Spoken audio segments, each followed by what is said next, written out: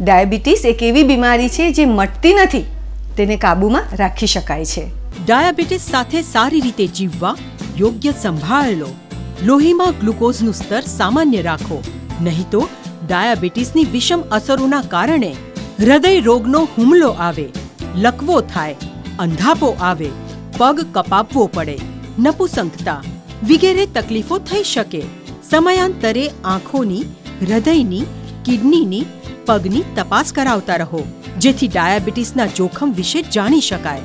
માટે ડાયાબિટીસને નિયંત્રણમાં રાખવા રોજ 30 મિનિટ નિયમિત કસરત, યોગ, ચાલવું, તેનાથી શરીર ઇન્સ્યુલિનનો ઉપયોગ સારી રીતે કરી શકે, લોહીમાં ગ્લુકોઝનું પ્રમાણ ઘટે, જીવનની ગુણવત્તા સુધરે. આહાર નિયમનથી 30% સુધી ડાયાબિટીસ નિયંત્રિત થઈ શકે.